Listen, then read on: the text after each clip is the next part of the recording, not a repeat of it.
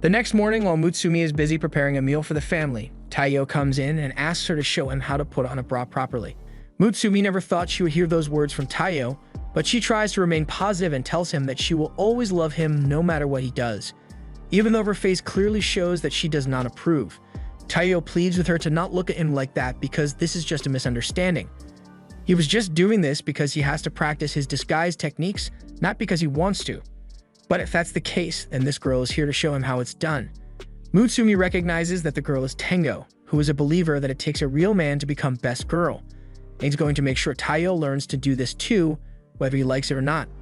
A while later, Shinzo walks into the kitchen and sees Taiyo in a bra while Mutsumi and another girl are on top of him. But who is he to judge what a married couple enjoys doing together? Taiyo doesn't want to give Shinzo the wrong idea here, so he clears up that the girl is actually Tengo in disguise.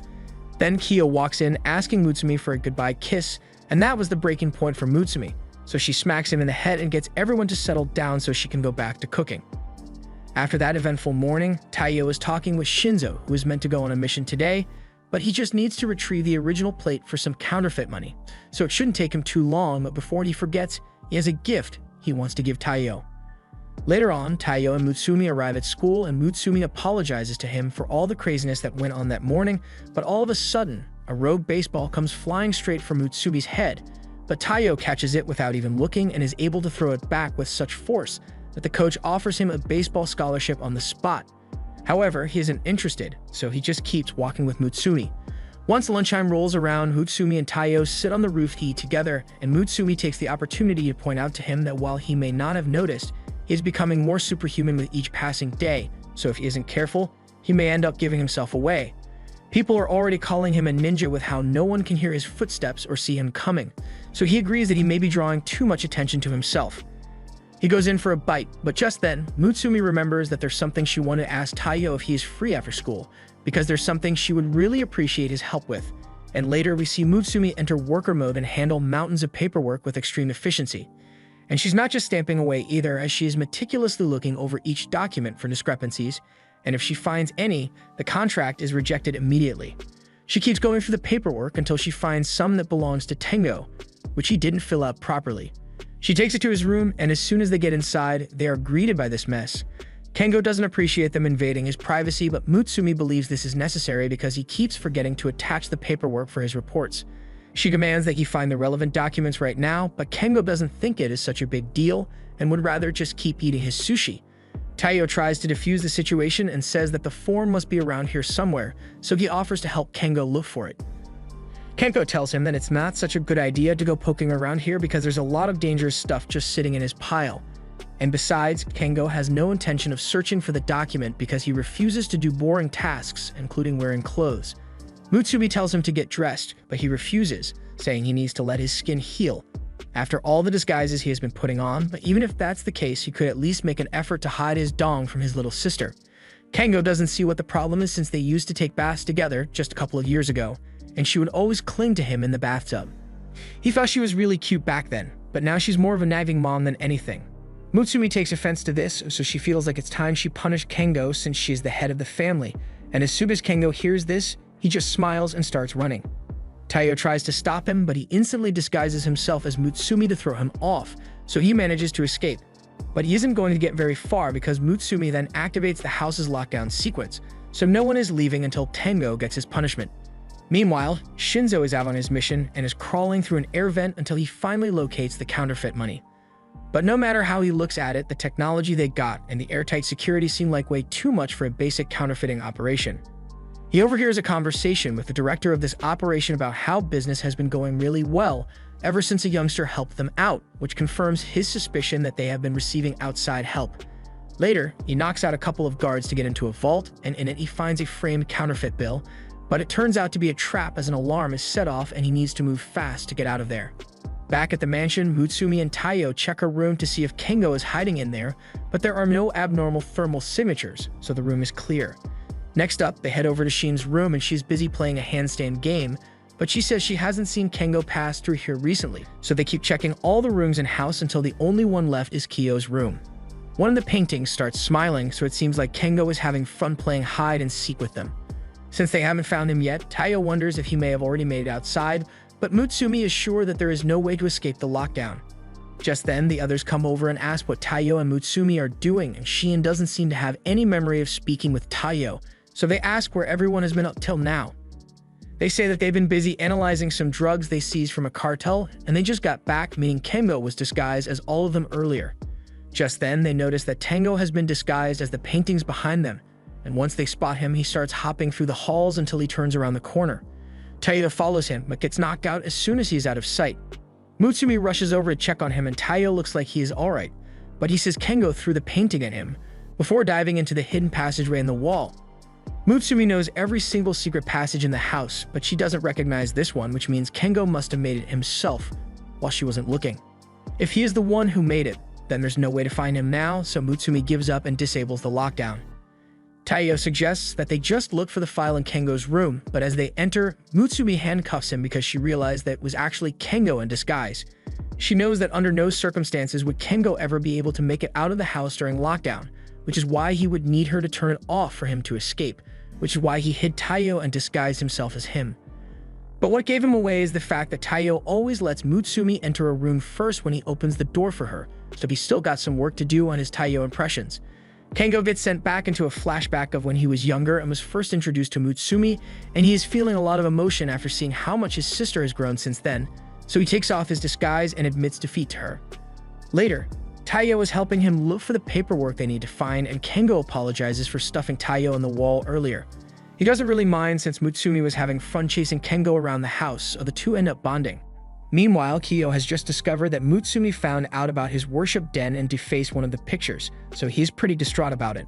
Later, Taiyo is trying some of the curry that Mutsumi had made that morning, and it tastes delicious, but then she reveals that the secret ingredient is cyanide, and he suddenly doesn't feel so good anymore. The phone suddenly rings, so Taiyo takes the opportunity to get up so he doesn't have to eat any more poisonous food, but when he gets to the phone, he sees that it's Shinzo's number calling, and he is totally freaking out. Mutsumi comes over to check on him and puts the call on video display, but Shinzo can't calm down enough to tell her what's happening. After a little convincing, she finds out that Shinzo got into a firefight with the enemy, but there were a lot more people than he expected, so he ended up running out of ammunition. And without his weapons, he has nothing. Mutsumi explains that Shinzo is a weapons expert, but when he is unarmed, he becomes a total wimp, so she needs Taiyo to go save him. He agrees, and in a short amount of time, Taiyo is outside the counterfeit warehouse with a small package of weapons to help Shinzo regain his confidence. Mutsumi is going to help him navigate his way around the base while also keeping Shinzo from going into a panic attack, but she asks Taiyo not to do anything too dangerous. However, he almost immediately gets himself held at gunpoint. He panics a little, but then he remembers some things that Shinzo had taught him about how to handle a gun to the back of your head. Be warned, this does not work in real life, but for Taiyo, he jams his head into the gun, preventing it from firing, at which point he grabs the guard's arm and knocks him out. He may have successfully taken down an enemy, but the noise alerted others of his presence, so he needs to focus so he doesn't mess up. From the sound of their running, he can tell that there are 3 people armed with guns and knives, so as they turn the corner, he knees one in the face and then takes care of the other 2, but he still needs to stop one last guy that is about to call for backup. He pulls out a special 8 million volt gun he was given by Shinzo that morning, and with it, he zaps the radio to stop any backup calls and decks the last guy. A few minutes later, Taiyo has made it to the storage closet that Shinzo was hiding in, and Shinzo is really happy to see him, but he's even happier to have a gun again. Taiyo hates to interrupt the reunion, but he thinks they had better retreat before they get caught. However, it's too late as some guards already found them. Just when Taiyo was about to act, Shinzo steps up and disarms them all with his gun. He may be a wimp unarmed, but now that he's packing artillery, he's got a whole new level of confidence. He runs out the door and grabs one guy to use as a human shield while he takes down the rest of them. Taiyo is really impressed by how calm and efficient Shinzo is being right now, but they don't have any time to waste as they need to escape quickly. Mutsumi gives them directions to the nearest exit, but along the way, a sniper shoots Taiyo in the thigh, causing him to fall to the ground. Shinzo was about to return fire, but the sniper warned him not to do anything dumb because he could easily put another bullet in Taiyo's head right now. A shot straight through the thigh bleeds rapidly, so if Shinzo wants to save Taiyo from dying of blood loss, then he had better drop his gun immediately. Since he cares about Taiyo a lot, Shinzo drops his weapon. But since Mutsumi thought ahead for a scenario like this, she told Taiyo to arm Shinzo with the next best weapon available, a fork. In the hands of Shinzo, almost anything becomes a deadly weapon, so he's able to throw the fork so fast that it destroys the sniper rifle. and with the time that bought him, he is able to pick his gun back up and shoot the sniper several times. After that whole mess is done with, Shinzo is carrying Taiyo home and apologizes to him for forcing him to come save him from his own mission. But Taiyo feels like he is the one who should be apologizing for getting hurt and slowing them down. Meanwhile, back at the counterfeit warehouse, another agent has arrived and is torturing the survivors to get them to give him info about who they work for. But he doesn't get the answers he wants, so he just finishes him off and pulls up his phone to find his next target, Taiyo. Late into the night, Taiyo is talking with Mutsumi on the phone as she is casually asking him out on a date. And while he would have obviously accepted, a car pulls up in front of him, so he realizes that something is wrong and hangs up the call before this guy steps out. He asks to confirm that it is actually Taiyo, and after Taiyo answers him, he reaches into his pocket to pull out a badge and tells Taiyo that he is a police officer named Seiji, so he needs to ask him some questions. At the police station, Taiyo is brought into a dark interrogation room where the man tells him that he'll cut straight to the chase. He shows Taiyo a video of him getting choked by one of the guards in the mission he just went on and says it was posted on the dark web, so Taiyo is starting to panic since he's been busted. Seiji goes on to list a bunch of the other crimes he has evidence of Taiyo committing, including unlawful use of a firearm, trespassing on private property, and domestic terrorism. Even Saul won't be able to clear him of these charges, so Taiyo is pretty disheartened, but the Seiji mentions that he finds it strange that he wasn't able to find anything about Taiyo's partners in crime because he knows there's no way a teenager would be able to pull all of this off without some form of assistance. So there must be some secret organization backing him. Seiji promises to let Taiyo off easy if he gives up information about this secret organization, so he now realizes why Seiji brought him here. He's looking for someone to snitch on the Yozakura family, and Taiyo is not a snitch, so he firmly says he doesn't know anything. Seiji sees Taiyo as being difficult, so he offers him a glass of water, but he also brazenly drugs that glass of water before handing it to Taiyo. Taiyo is not an idiot, so he refuses to drink it, but Seiji tries to lie, saying it's just some healthy minerals. When his deception fails, Seiji is forced to take drastic measures and force it down his throat. However, Taiyo had countermeasures in place for something like this, so he was able to catch all of the drugged water inside a water balloon and spit it out. Once he recovers, he tries to reiterate that he knows nothing about any secret organization. But then he mimics Seiji isn't in his seat anymore, and just then, he appears behind him and nearly uses a hammer to cave his skull in. Taiyo managed to dodge out of the way, but then he stumbles onto a garbage bag that seems to be leaking human-flavored jam, and he's starting to question if Seiji is actually a police officer or not. Seiji calmly explains that the man in that bag was a drug dealer who has ruined the lives of countless people. However, he always managed to escape punishment for his crimes by using his wealth and connections, so he took it upon himself to bring down the crime boss. He may be a police officer, but he is under no obligation to protect those who break the law. Right now, Taiyo is no exception. It was at this moment that Taiyo noticed one of Kiyo's threads nearby, so he realizes that this must either be some sort of test or Kiyo is messing with him. So he buckles down and tells Seiji that he would rather die than give up any information. Seiji commends him for his bravery, but he's still going to smack him with the hammer regardless. Before the hammer connects, Taiyo managed to free himself from Seiji's grip and roll away, causing him to strike the wall and reveal that Kiyo has been hiding here the entire time. Seiji realizes the jig is up now that Kiyo has been revealed, so when Taiyo asks for an explanation, Kiyo explains that Seiji used to be a classmate of his, and they currently have a deal together in exchange for the Yozakura family helping him out with his investigations. He covers up all the possibly illegal stuff the Yozakura family does. Seiji still finds Kiyo to be exhausting whenever he is around, but as far as Taiyo goes, he tells him he passed his little tests since he didn't rat out his friends. Kiyo is glad everything worked out, but since he is here anyway, Seiji wants his help with an investigation he is currently engaged with. However, Kiyo doesn't want to have to deal with it now, so he makes up an excuse about having somewhere he needs to be and says he'll be leaving now. Since there is nothing left to do here, Seiji asks Taiyo if he wants a ride back home, but he says he'll be fine. The next day at school, Taiyo is completely wiped since he didn't get to sleep at all last night. Mutsumi asks if he is alright, and he's about to explain everything that happened last night, but Kiyo walks into the room, which is pretty unusual even if he has a persona as the vice principal here. He tells the class that their usual teacher is out sick today, so he will be acting as their substitute teacher for the day. As Kiyo is teaching the class, Taiyo is finding it harder and harder to stay awake, so he thinks it would be alright to just have a little nap. But the second his eyes are closed, Kiyo sends a piece of chalk flying his way so fast that if Taiyo had managed to dodge, that's what would have happened to his head. Kiyo then starts using Morse code to talk to Taiyo and tell him that his spy must always be in a state of awareness of their surroundings. Dolphins and migratory birds are able to do this by only sleeping with half their brain at any given moment, and it's possible for humans to learn this power as long as the person trains hard enough. Kiyo, for example, managed to learn this at the age of 15, and he hasn't slept since then, but Taiyo complains that it's totally unreasonable. Kiyo says he'll be using his threads to keep an eye on Taiyo's heart rate, and if he happens to fall asleep at all during the class, then he'll be woken up by a piece of chalk traveling at the speed of sound in his direction. Taiyo can't believe he has to deal with training even at school, and Mutsumi jumps in on the conversation as well to back him up since she knows Kiyo is just doing this to mess with Taiyo. Taiyo is surprised she knows how to use Morse code as well, but it's natural for her since she has been part of the spy family her entire life. She tells Kiyo to leave Taiyo alone while he's at school, but Taiyo stops her and says she doesn't have to worry because he can handle any kind of training Kiyo throws at him.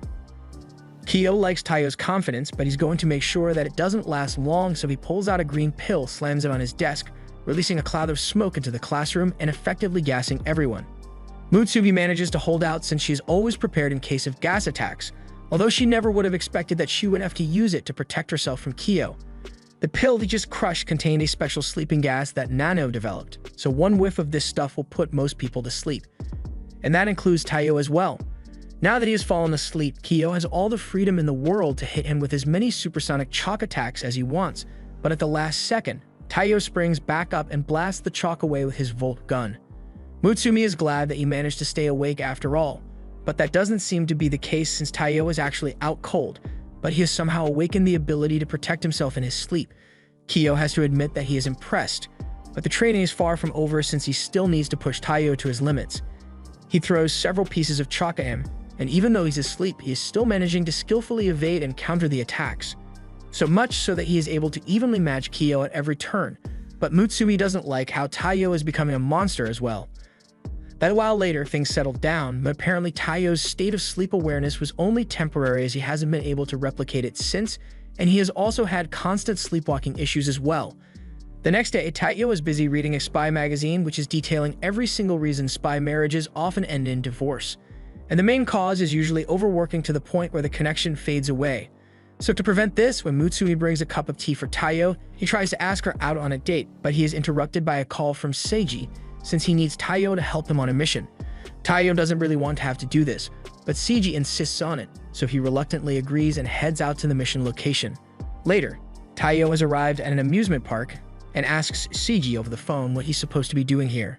He gets briefed on the situation and is told that there is a couple in the park who are in possession of illegal guns, so he needs Taiyo to smoke them out.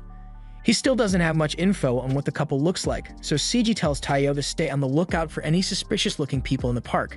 However, with everyone else having come as a couple, Taiyo is the one who looks most suspicious. While he is lamenting over how out of place he looks, Mutsumi comes up to him with a drink in hand to cheer him up. It takes a minute for Taiyo to realize that it's Mutsumi, but once it finally clicks that it's her, he starts asking how she even found this place to begin with. As for how she knew he was here, she just had to ask Seiji. But she also makes a point that being in the park as a couple would be a lot more natural for his mission. Taiyo tries to protest since this mission could be dangerous, but she tells Taiyo to keep his voice down since the targets could be nearby since there are all these suspicious couples around. And besides, she has enough training to defend herself and Taiyo is here to protect her if anything goes wrong, so she should be fine. Taiyo can't really argue with her logic, plus the people he's after aren't targeting Mutsumi in the first place, and most importantly, this will give Taiyo a chance to actually go on a date with Mutsumi and keep their marriage alive. One of the suspicious couples starts heading towards the roller coaster, so Mutsumi suggests they go after them for surveillance purposes. They end up getting on the roller coaster with a punk rock couple and a normal-looking couple, and as the ride begins, everyone has their different reactions. The guy in front is freaking out, the lovey-dovey couple are enjoying themselves, and Mutsumi seems to be having fun, but Taiyo is just having a nap. After the ride is over, he apologizes to her for falling asleep when they were meant to be having fun, but after all the intensive training he had to go through, the roller coaster felt like a relaxing massage chair to him. Mutsumi tells him it's alright, but more importantly, she directs his attention to the couple they were following, and from the looks of it, they seem to be on a regular date, so they can't be the ones Taiyo is after. They decide to move on to the next suspects on the list, the bodybuilders. They all get on the next ride, and that lovey-dovey couple is here too. But Taiyo is so concerned with making sure Mutsumi is having fun that he turns the cup so hard that she can barely see anything. Meanwhile, the buff couple don't seem to be having any trouble with the centrifugal force and even take a moment to kiss each other. Taiyo was a little jealous of how well their date is going, but he now knows that they are just a casual gym enjoyer couple, meaning that there's just one suspicious couple left.